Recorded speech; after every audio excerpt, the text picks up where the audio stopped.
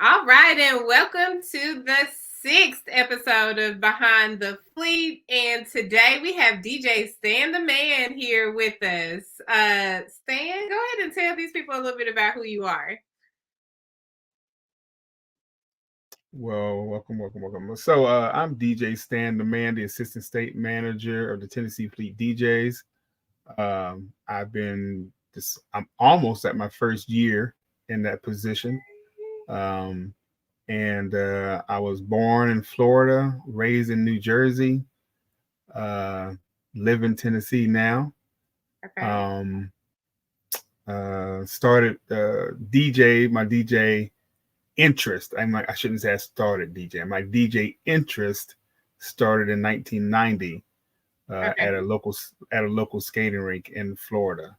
It was called Skate Skate Zone was the original name, and then it became Skate Way when I feel like I actually became someone who they considered a DJ at the skating rink because I was a floor guard.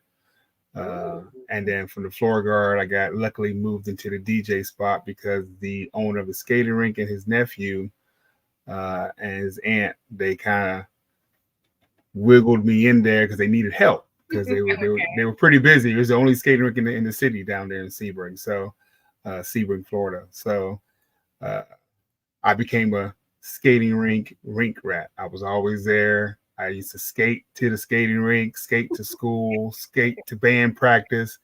You named it, I did it on skates. The whole city knew me.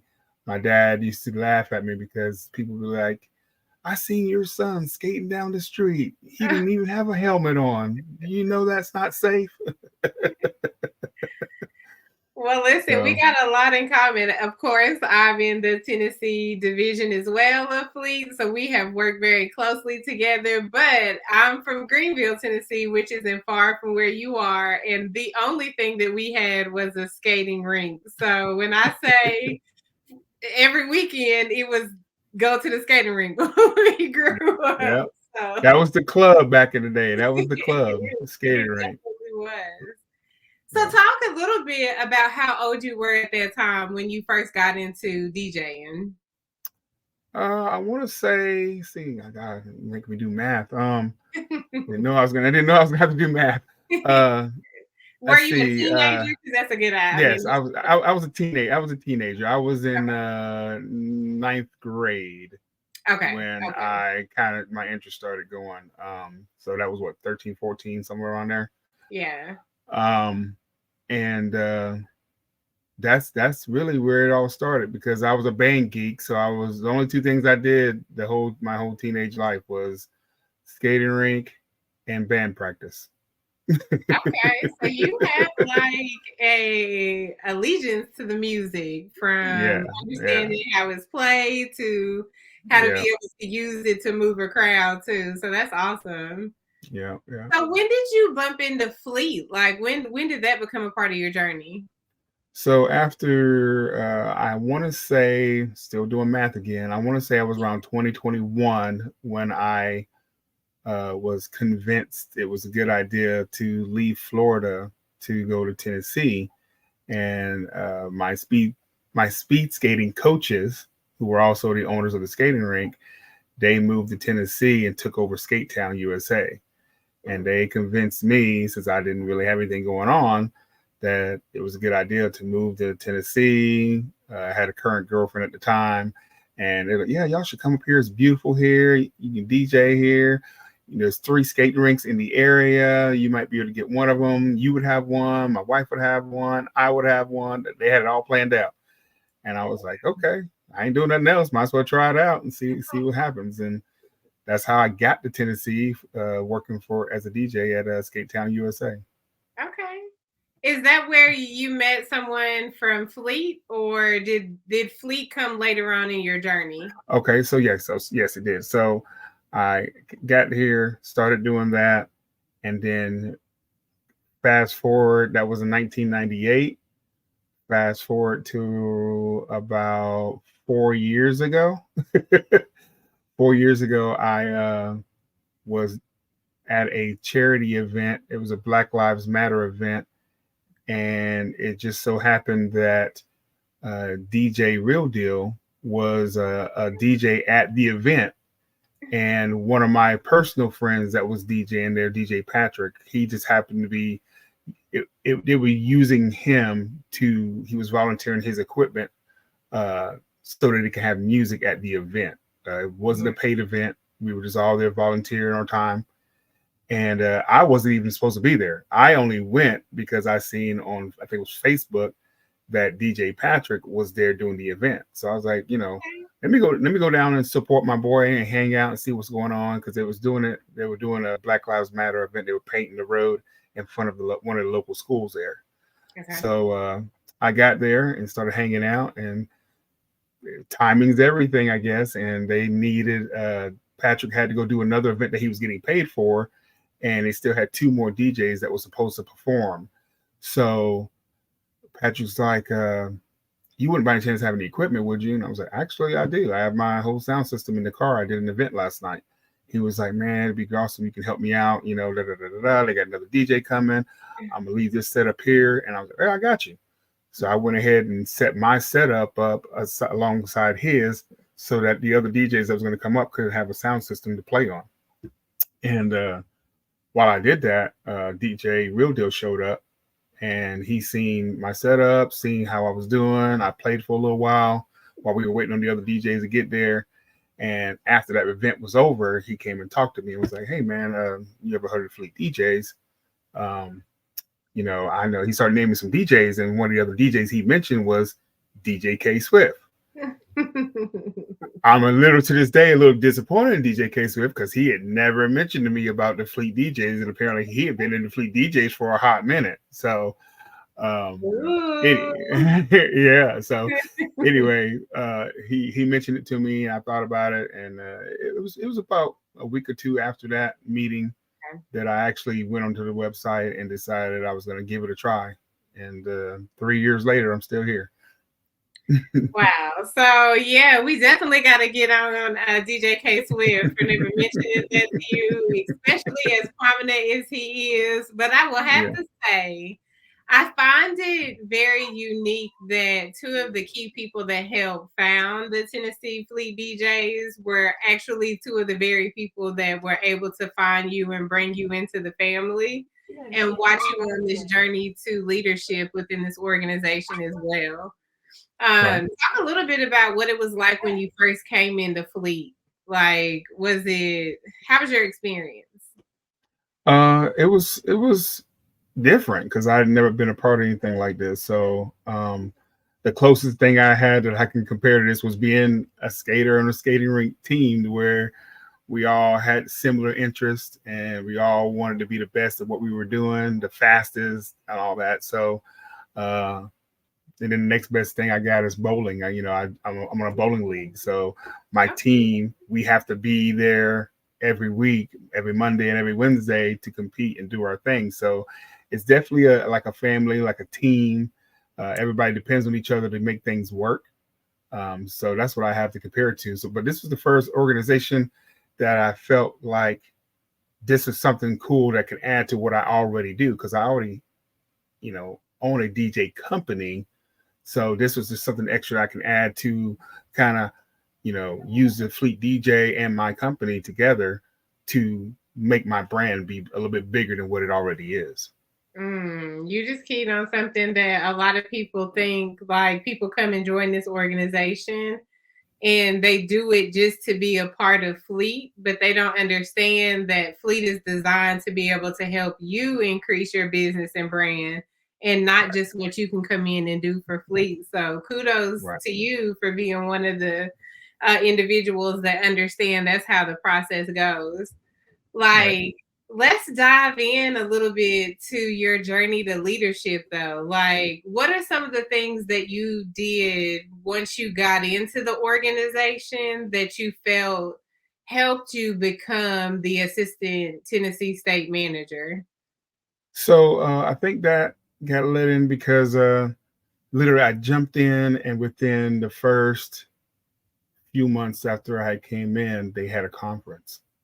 And before that conference even happened, I had already been on all, because we require you to be on at least 5 of our national Zoom calls where we have artists and different people, entrepreneurs, come in and be interviewed. And I pretty much, I would say for that first 6 months or so, I was on every single call that ever came out, I think. And so by doing that, it made myself more known to the members across the United States where Fleet is, So I was meeting people from California, Carolina, Missouri, New York, Jersey, all over Tennessee, of course. I was meeting all these different people, and whether I didn't meet them in person, I was meeting them like this on Zoom calls. Yeah. And so it was kind of like they already knew who I was before I even got to the conference. So I went to this conference, and a bunch of us guys from Tennessee rode together, and we rented a vehicle, and we all rode down together.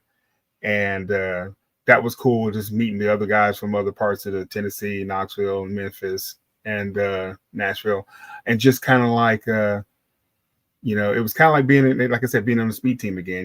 Meeting these members that we don't ever get to hang out in person a whole lot, but now we're taking an 8-hour trip and driving to Jacksonville, Florida for a conference. And at that conference, that's when I realized that this is probably something I really want to do, because even though I may seem to some people outgoing, I'm really to myself. I don't go nowhere and really do nothing. If it ain't having nothing to do with work, I'm really not there. Gotcha. But I've gotten better with the networking part, and I think when I got to Jacksonville and we're walking through the hotel lobby and people who I don't know decide, oh, Stan, that's Stan the Man, ain't it? What's up, Stan the Man? I'm like, well, hey, what's up, man? How you doing? So, man, that has to be a good feeling, though. It's family, even miles and miles apart, because we see each other so much. It feels like we know each other, even if it is the first time we've physically seen each other in real life. Mm-hmm. Okay, so talk a little about where you envision Tennessee going from here. Like, the state is growing. We've got a very diverse group of people that's in Tennessee. Again, for those that may be coming in the mid part of this segment, I am a part of Tennessee Fleet DJs as well. So we work very closely together, and it's my honor to be able to interview my leader over in the organization as well. But like, paint that picture of where we're going now into the future. So, like I said, I came in obviously as a member, not as a leader, but I went headfirst into networking. That's what I feel like I'm good at. I'm good at talking to people and finding people with the like mind that I have, just in general. And like I said, even though I mentioned K Swift earlier and being like, I got a bone to pick with him about not inviting me first before a real deal.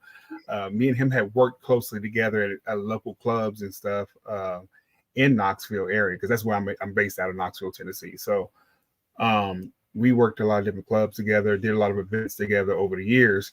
And I just think with him being so busy and on the road traveling all the time and doing he was like on a college tour thing all the time. So he was always going to different colleges and stuff and doing events. And I was busy too. I DJ quite a bit around Knoxville. People know me around Knoxville as the worst DJ in Knoxville. That's my tagline that I use.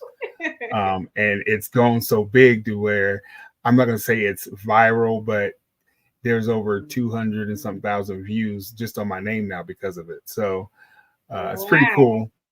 But anyway, that being said, when I came into Tennessee, they had a couple management changes over my course of the year, my first year being a part of the organization. And then that last one that just happened last year with the management changes, they came to me and was like, man, I think you'd be really good. It was actually Real Deal. Came to me and said, I think you would be good to move up into the assistant manager spot, because we see what you do. You're always on the calls. You're always trying to do events. Basically saw that I was always networking within our own, Knoxville specifically. Mm-hmm. And he was just like, I bet you can take that to the next level and see where you can go with it.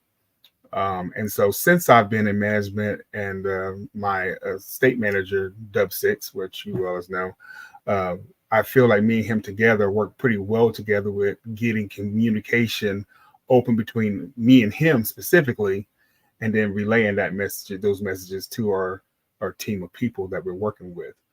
Um, and it's very hard. Sometimes it does get very challenging just because we're all grown adults and we all tend to have our own lives that we want to do, and it just gets really hard trying to juggle your regular life, your business life, your family life, your fleet DJ life. Like there's so many things that you got to put together to try to make it work. So yes, it's very challenging, but that's what I feel like so far. Like I said, it's not been a year yet, but so far I feel like I've met most of the challenges of communicating with the team so that we can try to make some things work. I do feel like I'm maybe a little bit headstrong, and my visions of where Tennessee's going to be going is probably I'm ahead of myself. I got to probably dial it back some because I have these big visions myself personally that I want to see that are not my team goals yet, but they're my personal goals. So my personal goals with Tennessee is to see Tennessee be one of those states that's going to have the Fleet DJ conference in Tennessee somewhere. So that's my personal goal. That's not my state goals yet. Because I want to build a team of people. I brought 2 people into the team myself. I just brought a photographer in recently. And so his name is Sean Holland. So he's going to be he's in Knoxville, but he's a really good videographer and photographer. And I guess it's almost 2 years ago, I brought in DJ J Styles as a DJ. And he was a very new DJ that had only been DJing maybe 6 months to a year. So same thing with the photographer, very brand new, been doing it less than a year. So new people that have that new energy, and definitely that want to do something more than what they're doing already without Fleet. Man, I've seen the growth like since the new leadership team has taken over, and I'll say like some phenomenal things are coming out of the partnership that you and Dub Six have. And I think that you guys have this unique ability to be able to balance each other out and push each other. And it rolls down to the members and it gets them excited about also getting out here, doing new stuff, and most importantly, networking. That is the trick and the trade of everything that we do here under Fleet is building those relationships and building those connections. Like, talk just a little bit about some of the things that you've been able to accomplish since coming into Fleet and building up your network.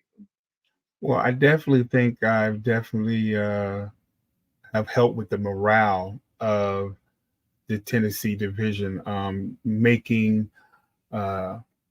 discussing with people individually, making these phone calls and text messages to people personally, and allowing them to see that, hey, I'm with you. I got you. What you need, talk to me, call me anytime you want, text me anytime you want, hit me up in the DM, and let people know that I really am that personable person that I'm not just your assistant manager.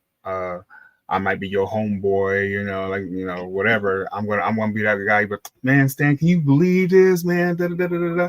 You can talk to me and not feel like I'm going to judge you and be like, hey, like, what I'm saying. So people have got to know that about me, and I've seen it in our chat where certain people who haven't been speaking a whole lot in the chats are now taking the opportunity to talk a little bit more in the chats because they feel like they can do that and not feel like somebody's going to immediately crush down on them for saying something or speaking their mind. And so I think what I've been able to bring to our branch is just that more community, family friendly, I'm your buddy type of guy. But at the same time, you see me put in the chat, hey, if you haven't got this done, you need to get it done. This is what we're looking for. We need this done or whatever. Have you done this yet? We need you to get this done. So I'll still do that management type stuff. There's duties or whatever. But at the same time, while I'm doing that, I'm still like, okay, so what you got going on? So, your girl had a basketball practice. That's why you weren't there. Okay, I got you. Don't worry about it. We got you. You know what I'm saying? So that's kind of like I feel like what I bring to the table in general. But then I just try to be light with it because the whole reason that people call me, this is nothing we haven't gotten to yet, but they call me the TikTok DJ. Anytime you get on the call, you hear somebody say, "Oh, we got our TikTok DJ up here." I'm going to put something. I'm going to tell y'all something. Look, I am not the TikTok DJ, but I do DJ on TikTok. I know a lot about TikTok, but I'm not the guru of TikTok. What I will tell people is this: I've done it enough when COVID hit. I did it enough for many months because we all know what happened with Facebook and they started blocking us where we couldn't play our music. TikTok wasn't doing it. So I jumped on the bandwagon because of my barber of 22 years told me it would be a good idea for me to get on TikTok and DJ. And I was like, why is my barber telling me to get on TikTok? He's not a DJ. What does he know about TikToking and DJing? He's a barber. Well, he was a barber that was on TikTok and had 14,000 followers or whatever because he went live as he did dreads and cut people's hair. So I said, okay. I said, I'll try it, see what happens. And when I realized I could DJ for 14 hours straight and not get cut off, I was like, boom, that's where I'm on TikTok all day, every day. And some of my other members tried to talk me into doing this Twitch thing. I did it, but I never got caught on to it. Okay. But when I watched the Twitch, I didn't see the engagement that I saw with the engagement I seen with people on TikTok. So that's why I stayed with TikTok and then go full blessed into the Twitch area. Gotcha. But yeah, so once again, back to your question, I think what I really bring to Tennessee and its members is just the leadership that I can provide to people. Like, if they have questions, they have the ideas, they're not afraid to come to me and talk to me and tell me about their ideas and what they want to do. And I just try to encourage them. So I feel like I'm just that not old enough to be their father, but I'm old that kind of giving that leadership and guys like you come up with ideas, I'm gonna see what I can do to help you make that happen. Yeah. So we can't get out of here without you unpacking what is it, Knoxville's worst DJ? That's your tagline? Like, what is that? So the quick story about that, because I know we ain't got a lot of time, but the quick thing about that part was the movie 8 Mile with Eminem. Okay. And in that part of the movie where he's going up, I think the guy's name, if I remember right, is Papa Doc. He goes up against him in like the final battle or whatever. And he takes the mic first and he starts talking about, this guy's going to talk to you about how my best friend he shot himself and how this other guy slept with my girlfriend and how my mom lives in a trailer. And like he says all the negative things that you could possibly say about somebody. I'm white trash. He says all this stuff. And then he says, now here's the mic. Say some of these people don't already know. And so I used to get picked on a lot, bullied as a kid. So as a kid growing up, getting bullied, my mom was always like, most parents are like, just let it roll off your shoulders.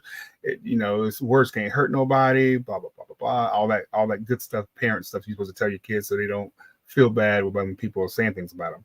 Well, I did that all through school. And my freshman year, because that started when I was in 5th grade, but by my freshman year, one of the seniors on a bus just started at me and was like, putting my window down in my seat. And anyway, I finally got fed up with it and I fought back. And like I said, he was a senior, I was a freshman.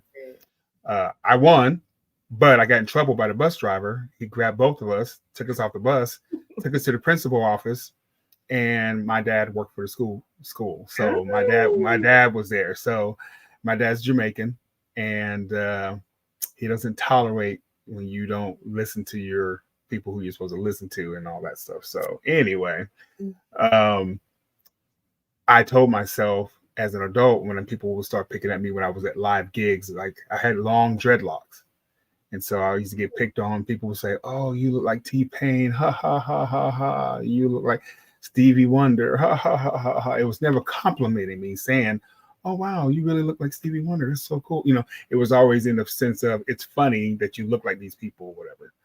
And I used to always get offended by it. So I decided after seeing that movie one time, I was like, you know what? I'm just going to start telling people I'm the worst DJ in Knoxville. So they can't, what else can you say other than I'm the worst DJ in Knoxville? Like you can't say anything worse than that. What else are you going to say? I'm a bad DJ? Okay, well, I'm the worst. You know what I'm saying? So either you're going to say I'm the worst or you're going to say I'm the best. You're going to have to pick one. So if so I had one of the local radio station DJs. She actually went on and made me. She hated it, but she made me a drop, the official drop, radio drop that says in her voice, which I can't do her voice, but it says, "DJ Stan the Man, the worst DJ in Knoxville."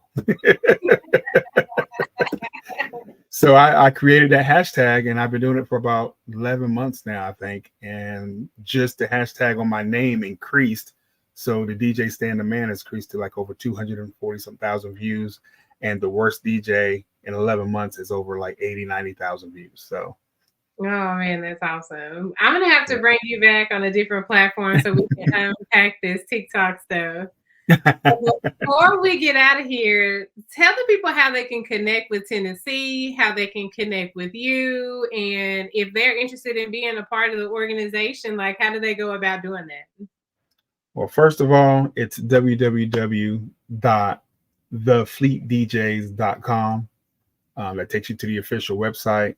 If you guys want to be a part of any of our many, I think it's like 40 something different states and 4 countries maybe.